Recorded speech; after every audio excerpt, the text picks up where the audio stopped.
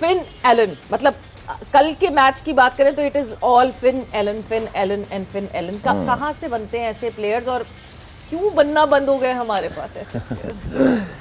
सवेरा मेरे ख्याल में कल उनकी बैटिंग देख के या फिन की बैटिंग देख के मेरी याद तो आपको आई होगी, ऐसी बात नहीं है। खैर इतना जबरदस्त खेला है, इतनी क्लासिक हिटिंग की है उसने कि मजा आ रहा था बैटिंग। कुछ लोग होते हैं ना जो क्लीन हिटिंग कर रहे होते हैं ना, प्रॉपर जो बॉल जहां का है, जिस एरिया का है, मतलब हर किस्म के शॉट उस प्लेयर ने अप्लाई किए, ठीक है ना।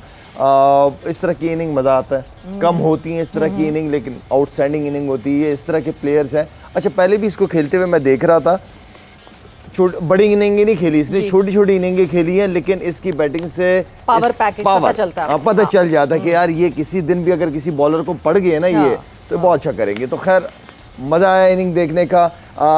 दूसरा चलें पहले इसकी इनिंग की बात ही, पर आगे हम बात करेंगे कुछ और चीज़ों पे भी, लेकिन excellent knock, what a hitting, मज़ा आया बैटिंग देख के। Wonderful performance. जिस तरह तौसीफ साहब, मतलब 8 छक्के 4 चौके, तो ये आप हिसाब लगा लें कि खड़े खड़े इतने रन्स तो इन्होंने बना ही लिए थे, उसके बाद जो सिंगल डबल्स और वो किए।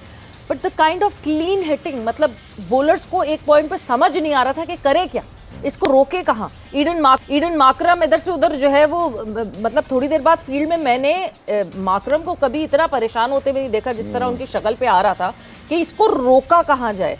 कैसे ऑपरेट करते हैं ऐसे प्लेयर्स? जी हाँ, ज़बरदस्त इनिंग देख के मज़ा आया, और इनसे रन्स भी नहीं हो रहे थे अब जैसा अभी बात की, लेकिन ये वो प्लेयर है जो जब खड़ा हो जाता है तो बड़ी मुश्किल डालते हैं। और मेरा ख्याल है इस फॉर्मेट का सबसे तगड़ी इनिंग मैं समझता हूँ ये खेली गई है। और भी सेंचुरीज भी हुई, कुछ अच्छे खेले, पर इसने तो कमाल कर दिया कल। इसने वो दिखा दिया कि क्योंकि इससे रन्स नहीं हो रहे थे, जैसे मैंने पहले कहा, तो जहाँ चाहता था वो मार देता था। और एक तरह से मैं कहता हूँ लाठी चार्ज कर दी उसने, और जो है भगा दिया सबको इधर उधर, गेंदें सारी बाहर जा रही थी। बहुत कम होता है इस तरह की इनिंग खेलना, आई थिंक। तो मेरा ख्याल एक्सीलेंट, और ये लग रहा था मुझे कि कुछ ऐसा है, लेकिन वन साइडेड कर दिया इसमें। साउथ अफ्रीका हमें कहीं नज़र नहीं आया। अगर बैटिंग में भी देखें तो लोअर ऑर्डर ने कोई रन्स बनाए, बाकी कोई भी सामने नहीं आया। तो बॉलिंग, बैटिंग, फील्डिंग, हर चीज़ में कल न्यूजीलैंड हमें नज़र आया। बिल्कुल, कल एक ऑलराउंड परफॉर्मेंस थी न्यूजीलैंड की तरफ से, और साउथ अफ्रीका कहीं आसपास भी नहीं भटका। एक बहुत इंपॉर्टेंट चीज़ शायद जो कि कल बहुत गुफ्तगू हुई, अगर हम टॉप थ्री जो परफॉर्मर्स हैं जो न्यूजीलैंड के, उनकी बात करें, जिसमें फिन एलन आ जाता है, टिम सेफर्ड आ जाते हैं कैप्टन जो है, और फर्गूसन आ जाते हैं, लॉकी फर्गूसन आ जाते हैं। ये तीनों वो प्लेयर्स हैं जो कि एक कैजुअल कॉन्ट्रैक्ट पे हैं न्यूजीलैंड के साथ, यानी इंपॉर्टेंट सीरीज खेलेंगे या इवेंट्स खेलेंगे, मगर अदर देन दैट सारे दुनिया की लीग्स खेलेंगे, और वो एक कैजुअल उस पे हैं कि वो एसोसिएट्स या कहीं जहां नहीं जाना चाहते वहां नहीं जाएंगे खेलने। कितना इंपॉर्टेंट होता है एक प्लेयर को इस तरह की लिबर्टी दे देना, क्योंकि चंद ही तो लोग हैं न्यूजीलैंड, कितना छोटा सा आधा लाहौर होगा मुश्किल से न्यूजीलैंड की पॉपुलेशन।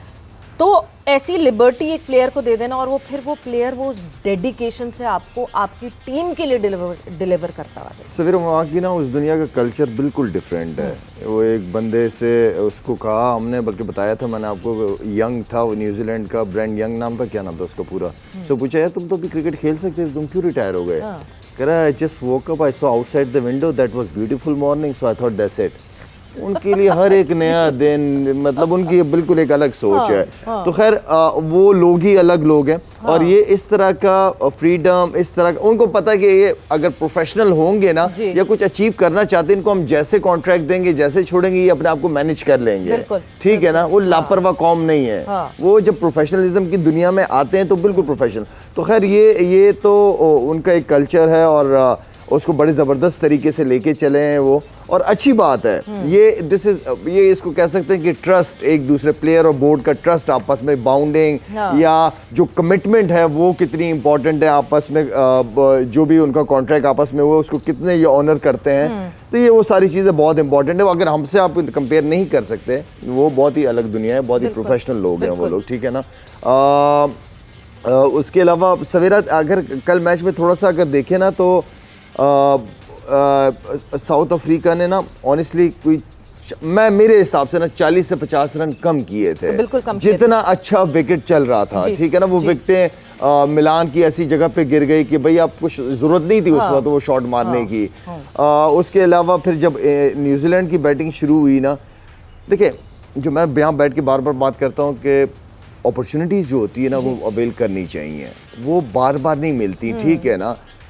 जो कैच छूटा है उसका, कि क्या नाम है इस लड़के का, सेफर्ड का, हाँ, सेफर्ड उसका जब कैच छूटा है तो एक आउट होने के बाद ना बड़ा फर्क पड़ता है। आप सामने वाला बैट्समैन क्या पता उस तरीके से बैटिंग ना कर सके जब तक वो आउट ना हो, लेकिन वो कैच था नहीं उसका, डिकॉक का, वो पीछे वाले फील्डर का था। वो कैचेस जो हो जाते हैं ना, इस तरह की चीजें, वो कैचेस विन मैचेस वाली बात है, वो कैच भी अच्छा हो जाता और आप प्रेशर नए बैट्समैन पे आने पे आप उस चीज को, उस मोमेंटम को कंटिन्यू करना इजी नहीं होता।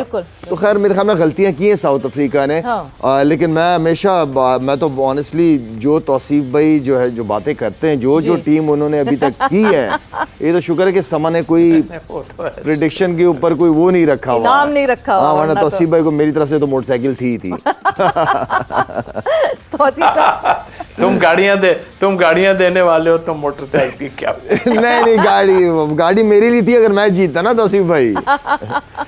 लेकिन आप जीते जा रहे हैं माशाल्लाह, बड़ी बात है। आपने जो प्रेडिक्शन की है सारी अभी तक जबरदस्त, वेल डन। बिल्कुल, हम वाकई उसका ट्रैक नहीं रख रहे, वरना ट्रैक रखा होता तो बिल्कुल हमें अच्छी तरह अंदाजा होता कि आपकी प्रेडिक्शंस लगातार ठीक हो रही हैं। बट न्यूजीलैंड की जो हम मुसलसल जो एक बात करते हैं कि बड़े इवेंट में आके जिस तरह की फोर्स हो जाती है न्यूजीलैंड टीम, और नॉकआउट्स में आके तो एक अजीब ही एक तरीका हो जाता है न्यूजीलैंड के खेलने का। टीम पूरी जेलन होके खेलती है, कंट्रीब्यूशन कभी किसी से आती है कभी किसी से आती है, कोई एक स्टार या कोई एक सिंगल डिपेंडेंसी नहीं होती। जिस तरह हम साउथ अफ्रीका की बात करें, साउथ अफ्रीका में कहीं ना कहीं आपको डिपेंडेंसी दिख रही थी कि या तो माकराम आपको लगातार रन्स पे रन्स करके दे रहे थे, वो आपको एक अच्छा स्टार्ट दे रहे थे। इस वजह से अगर मैं न्यूजीलैंड की बात करूं तो अब तक जो 10 फाइनल्स हुए हैं 2019 से आईसीसी इवेंट्स में, उसमें 5 फाइनल्स का हिस्सा न्यूजीलैंड की टीम रही है। इस किस्म की क्वालिटी है एक उस छोटे से मुल्क में चंद खिलाड़ियों की, मगर वो कहते हैं ना कि quality matters, quantity does not. Tauseef साहब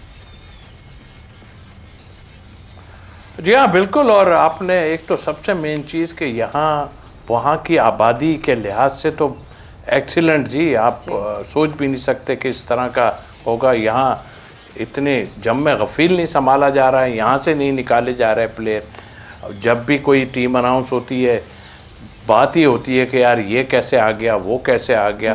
वो लोग खामोशी से आते हैं। और मैंने देखा है उनका ए टीम भी है, उनके साथ आई थी, उनकी एक ए टीम भी है जो खेल रही थी, तो उसमें भी प्लेयर जो हैं मौजूद हैं काफ़ी, और ऐसे हैं कि वो रिप्लेस करेंगे इनको डेफिनेटली जो हैं। लेकिन बिल्कुल एक छोटा सा मुल्क और इतनी ज़बरदस्त टीम उन्होंने बनाई है। और देखिए सबसे मेन चीज़, अभी शायद कह रहा था ना कि जो है ना 50 या 40-50 जिस तरह वो बैटिंग कर रहा था ना, मुझे तो लग रहा था कि 7 ओवर अभी उनके पास बाकी रह गए थे। खैर प्रेशर तो होता है डेफिनेटली जब रन ज़्यादा हों, लेकिन लग यह रहा था कि आज वो 250 भी होंगे तो 250 भी बना देगा जिस तरह की वो बैटिंग कर रहा था। तो आई थिंक मेरा ख्याल है बिल्कुल। और एक देखिए कूलनेस नज़र आती है हर उसमें। पिछले मैच जो हारे थे उसमें हमने देखा थोड़े परेशान जरूर थे, मगर कोई ऐसी पैनिक नहीं फैली थी कि जाके जो है इधर से बात करना उधर बात करना, ये चीज़ें बिल्कुल कूल। वो है ही कंट्री ऐसी कूल कंट्री है। 7 बजे के बाद वहाँ आदमी नज़र नहीं आता। वहाँ पर मैं भी टूर किया है, तो मतलब आई मीन वो अपने काम से काम रखते हैं। वो ये बाकी पंचायतों में, सॉरी अल्फाज पता नहीं क्या है, बाकी पंचायतों में नहीं पढ़ते वो कि ये क्या हो रहा है, फलां ने ये क्या दिया, फलां ने वो, अपना खेलते हैं और चले जाते। इसी तरह गोरों का यही स्टाइल है। और वो ठीक है होगी ज़रूर, लेकिन मेरा ख्याल है कि एशिया में ज़्यादा इस तरह की चीज़ें हमें नज़र आएंगी। बट दूसरों से सबक लेता है आदमी के, यार देखें दूसरी टीमें हैं, इतने कम लोग हैं मगर इतने अच्छे प्लेयर कैसे नज़र आते हैं। मैं कोई मेरी वो ज़रूर हुई है कि मैंने कहा ज़रूर, लेकिन मैं थोड़ा सा देखता हूँ कि यार ये टीम में आखिर कहाँ तक जो है ये डेप्थ नज़र आ रही है, बस और कुछ भी नहीं है। हार जीत तो ये फॉर्मेट ऐसा है, कभी भी कोई किसी को हरा देगा, कुछ भी नहीं है। लेकिन डेफिनेटली एक्सीलेंट मेरा ख्याल है कि ये अब फाइनल जीतना चाहिए इसने, मैं तो कहता हूँ।